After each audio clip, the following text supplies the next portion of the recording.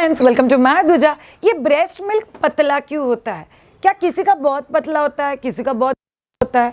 क्या किसी का ब्रेस्ट मिल्क पतला होने की वजह से उसके बच्चे के वेट में इशू आता है, या किसी का बच्चे का वेट में बहुत ज़्यादा अच्छे से बढ़ता है? इन सारे सवालों के जवाब आज के पर्टिकुलर वीडियो में जानेंगे। चलिए शुरू करते हैं। ब्रेस्ट मिल्क एग्जैक्टली होता क्या है? ब्रेस्ट मिल्क ये एक अलाइव मिल्क है। इनफैक्ट कहा जाता है कि हर घंटे हर दिन ब्रेस्ट मिल्क का जो कॉम्पोजिशन होता है वो चेंज होते रहता है, because breast milk is alive milk, वो एक जिंदा दूध है। सो ब्रेस्ट मिल्क अपने आप में गाढ़ा, पतला, ठंडा, वज़न बढ़ाने वाला, ये उसके बेसिक कॉम्पोजिशन माने जाते हैं। श्रेया, ठंडा मतलब क्या? यस, ब्रेस्ट मिल्क ब्रेस्ट में से थोड़ा सा गर्म करके बच्चे को पिलाया जाता है, बट वो बच्चे की बॉडी में हीट वाली इफ़ेक्ट नहीं देता है, वो बच्चे की बॉडी में कूल वाली इफ़ेक्ट देता है, जो नॉर्मल नरिशमेंट वाले इफ़ेक्ट होता है। ब्रेस्ट मिल्क अपने आप में गाढ़ा या पतला हो सकता है, उसका एक बहुत बड़ा रीज़न माँ की बॉडी का कॉम्पोजिशन, माँ के जेनेटिक्स हो सकता है। क्या हम लोग ब्रेस्ट मिल्क गाढ़ा करने के लिए कुछ कर सकते हैं? क्या एक्चुअली ब्रेस्ट मिल्क गाढ़ा या पतला है, चेक करना चाहिए? ये हम लोग बहुत डिटेल में जानेंगे इसी वीडियो के आगे वाले हिस्से में। Next, weight gainer. यस, जब भी हम लोग बोलते हैं कि ब्रेस्ट मिल्क एक वेट गेनर का काम करता है, बिकॉज बच्चे का वज़न पहले 6 महीने तक माँ के दूध के ऊपर डिपेंडेंट है, इसीलिए बच्चे का वज़न तभी बढ़ना, नहीं बढ़ना, कम बढ़ना, ये माँ के दूध के कंपोजिशन या माँ के दूध के ऊपर ही डिपेंड करता है। आप जानते हैं क्या एक्चुअली माँ का दूध इन्हीं चीज़ों के लिए बना हुआ है? टू बी वेरी ऑनेस्ट, माँ का दूध नरिशमेंट के लिए बना हुआ है।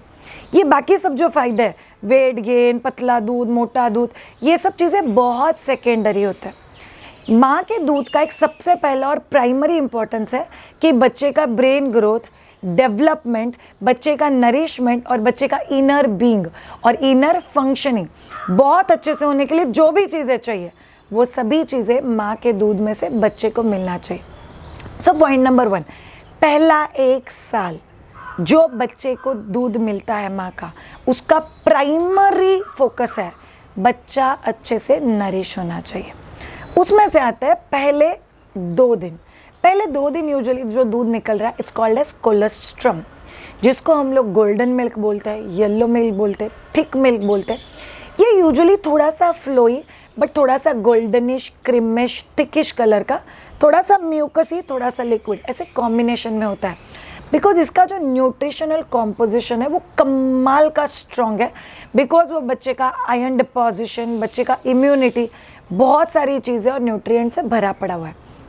बट उसके बाद जैसे ही आप लोग ब्रेस्ट मिल्क में एडवांस जाते हो या ब्रेस्ट मिल्क में आगे बढ़ते हो और एक मैच्योर्ड ब्रेस्ट मिल्क बनने लग जाता है, तभी आपके ब्रेस्ट मिल्क में कुछ मेजर कंपोनेंट रहता है। सबसे पहला और important component is fat. Breast milk का एक बहुत इंपॉर्टेंट हिस्सा होता है फैट। तो शायद फैट का एग्जैक्टली रोल क्या है? बच्चे को एनर्जी देना। सो आपका बच्चा हाथ पाँव हिला रहा है, रो रहा है, ब्रेस्ट फीडिंग के लिए सकिंग कर रहा है, उसके लिए भी बच्चे को एनर्जी चाहिए। ये फैट प्रोवाइड करता है जो माँ के दूध में है। इसीलिए हम लोग कहते हैं अगर बच्चा डिहाइड्रेटेड है, लो ऑन एनर्जी है, मतलब बच्चे को प्रॉपर दूध नहीं मिल रहा है, इसीलिए बच्चा लो ऑन एनर्जी है। इसीलिए हम लोग कहते हैं कि अगर बच्चा बहुत ज़्यादा देर सो रहा है, दैट्स ऑल्सो रीज़न कि बच्चे को अंडर नरिशमेंट या माँ का दूध उतना नहीं मिल रहा है जितना मिलना चाहिए। Part 2, protein, immunoglobulin. सो माँ के दूध में बहुत सारा प्रोटीन्स होता है, उस प्रोटीन में से 50% प्रोटीन्स। तो माँ के दूध में जो प्रोटीन होता है उसमें से 50% प्रोटीन होता है इम्यूनोग्लोबुलिन। सो ये इम्यूनोग्लोबुलिन क्या है? इम्यूनोग्लोबुलिन ये ऐसी चीज़ है जो बच्चे के बॉडी में एंटीबॉडीज़ प्रोड्यूस करने के लिए और बच्चे का प्रोटेक्शन मैकेनिज्म और इम्यूनिटी इम्प्रूव करने के लिए हेल्प करता है। Third component, vitamins and minerals, ये इंश्योर करेंगे कि आपके बच्चे का ब्रेन डेवलपमेंट अच्छा हो। यस, प्रोटीन भी ब्रेन डेवलपमेंट में रोल प्ले करेगा, फैट भी ब्रेन डेवलपमेंट में रोल करेगा, उसके साथ विटामिन्स एंड मिनरल्स बहुत क्रूशियल रोल प्ले करेंगे आपके ब्रेन का functioning, grasping power, attention, memory, alertness, response, जो बच्चा दिन ब दिन एवरीडे सीखते जा रहा है वो बच्चे को इससे मिलता है। सो ब्रेस्ट मिल्क का जो कॉम्पोजिशन होता है वो बहुत हद तक माँ के हेल्थ और माँ जो भी खाना खा रही है उसके ऊपर डिपेंडेंट होता है। तो श्रेया, क्या पतला दूध गाढ़ा दूध कोई प्रॉब्लम है? टू बी वेरी ऑनेस्ट, माँ के दूध के अगर आप लोग 2 हिस्से कर दो, जो आगे वाला दूध होता है दैट्स फोर मिल्क, जिसमें बहुत ज़्यादा लैक्टोज शुगर होता है। Lactose is basically milk based sugar. So वो लैक्टोज शुगर जो होता है फटाफट बच्चा लेता है, वो बहुत पतला होता है और वो बच्चे को instant energy, instant boost, instant freshness, बच्चा बहुत भूखा है ना तो फटाफट पी लेता है, उसके लिए बहुत ज़्यादा हेल्प करता है। जहाँ पे जो मैच्योर, जो पीछे वाला मिल्क है that's called as hind milk, जो थोड़ा गाढ़ा मिल्क होता है, जिसमें फैट और प्रोटीन का परसेंटेज थोड़ा सा ज़्यादा होता है। सो कोई भी मदर जब भी बैठ के दूध को कंपेयर करती है कि अरे बाप रे मेरा तो दूध पतला ही है, मेरा तो दूध पतला ही है, तो कई बार हैंड एक्सप्रेशन या ब्रेस्ट मिल्क में भी जो इनिशियल दूध आएगा वो पतला ही आएगा। और उस कितना पतला है वो इसके ऊपर डिपेंड नहीं करता है कि आपने कितना पानी पिया है, ये इसके ऊपर डिपेंड करता है कि उस पर्टिकुलर माँ का न्यूट्रिशनल कॉम्पोजिशन और जेनेटिक कैसे वो दूध प्रोड्यूस कर सकती है। It completely depends on that.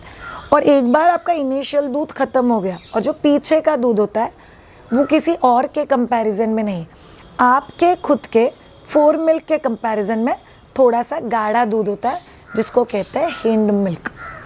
So hind milk actually weight gainer का काम करता है, वेयरएज जो फोर मिल्क होता है वो एनर्जी देना, इंस्टेंट बूस्ट देना, फ्रेशनेस देना, बच्चे को अलर्टनेस देना, उसका काम करता है। अब जानते हैं किन किन मदर्स का अगर दूध बहुत ज़्यादा पतला है या बहुत ज़्यादा गाढ़ा है, कभी हमको मैटर ऑफ कंसर्न करने की ज़रूरत है। बहुत ज़्यादा गाढ़ा दूध है मतलब वो बच्चा सिर्फ माँ के दूध पे, वेट गेन बहुत ज़्यादा है, मतलब जहाँ पे हफ्ते का 130 to 150 ग्राम वेट गेन होना चाहिए, वहाँ पे इस बच्चे का वेट गेन 200 ग्राम, 250 ग्राम, 300 ग्राम, 220 ग्राम इतना हो रहा है।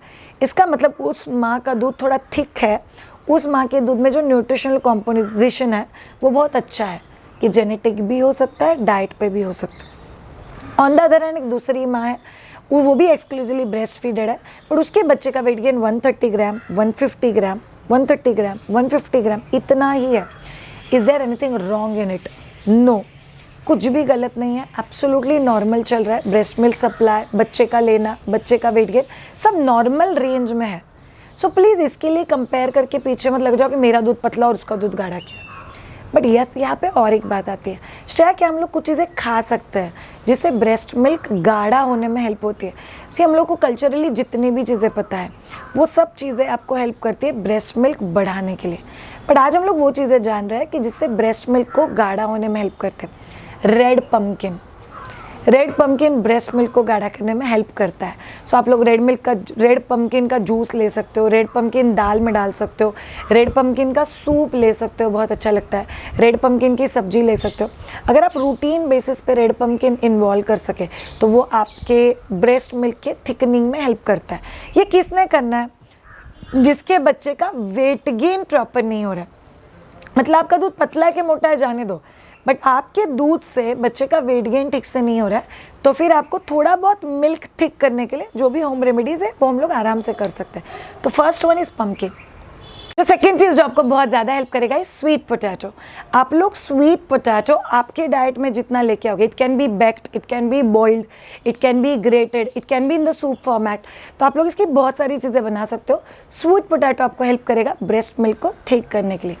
तीसरा बहुत इंपॉर्टेंट चीज़, ग्रीन पपाया, जो कच्चा पपाया होता है उसकी चटनी बनती है, उसकी सब्जी बनती है, उसका सूप बनता है, उसका पॉरेज बनता है। ग्रीन पपाया वैसे भी ब्रेस्ट मिल्क बूस्टर में माना जाता है, उसी के साथ ग्रीन पपाया आपको ब्रेस्ट मिल्क को थिक करने में बहुत अच्छे से हेल्प करता है। सो आप लोगों को ग्रीन पपाया या रॉ पपाया आपके डाइट में 100% इन्वॉल्व करना है। नेक्स्ट वेरी गुड आइटम जो आप लोगों को हेल्प करेगा, स्वीट पोटैटो के ग्रीन्स, मतलब स्वीट पोटैटो ज़मीन के अंदर उगता है, उसके ऊपर जो लीफी वेजिटेबल उगता है, जो सब्जी उगती है, वो अगर आप लोगों को मिल जाए और वो अगर आप लोग खाओ तो उससे आपको बहुत अच्छा बेनिफिट दिखाई देगा आपके ब्रेस्ट मिल्क को गाढ़ा होने के लिए। Last but not the least, number 6, आप लोगों को ग्रीन सीसम। ग्रीन सीसम क्या होता है? काले तिल, जो ब्लैक तिल होता है, वो अगर आप आपके डाइट में इन्वॉल्व कर सको, रोटी के ऊपर स्प्रिंकल कर सको, पराठा थेपला इसमें डाल सको, काले तिल का और गार्लिक का साथ में अगर आप लोग चटनी करते हो तो वो आप लोग यूज़ कर सकते हो। सो बेसिकली काला तिल या ब्लैक सीसम, एक तो उसमें फैट कॉम्पोजिशन भी बहुत अच्छा है, प्लस ये आपको बहुत अच्छे से हेल्प करता है आपका ब्रेस्ट मिल्क सप्लाई बढ़ाने के लिए। सो होगी वो सभी चीज़ें, प्लीज़ याद रखो, ब्रेस्ट मिल्क सप्लाई बढ़ाने के लिए घी बढ़ाओ, बहुत सारा दूध पियो, बहुत सारी सफ़ेद चीज़ें खाओ, ब्रेड खाओ और पतला पतला करके खाना खाओ, इसमें से किसी से भी ब्रेस्ट मिल्क गाढ़ा नहीं होने वाला है। ये जो भी आप लोगों ने चीज़ें मेरे मुंह से सुनी, they all are calorie dense and a good fat का कंटेंट उसमें बहुत अच्छा है, इसीलिए वो अल्टीमेटली बच्चे के जो दूध का कॉम्पोजिशन है उसके ऊपर डायरेक्ट इफेक्ट प्ले करता है। सो ये सब चीज़ें अगर आप लोग याद रखोगे तो आपको टेंशन नहीं होगा मेरा दूध पतला है, मेरा दूध गाढ़ा है, एक ब्रेस्ट से पतला आता है, दूसरी ब्रेस्ट से गाढ़ा आता है। Fore milk and milk composition हर माँ का अलग अलग हो सकता है। वेट गेन नॉर्मल है, टेंशन मत लेना। वेट गेन में इशू है, ये सारे होम रेमेडीज़ यूज़ करो, आपको 100% हेल्प होगा। Thank you so much all of you. मैं Shreya Shah, a child birth educator and lactation consultant.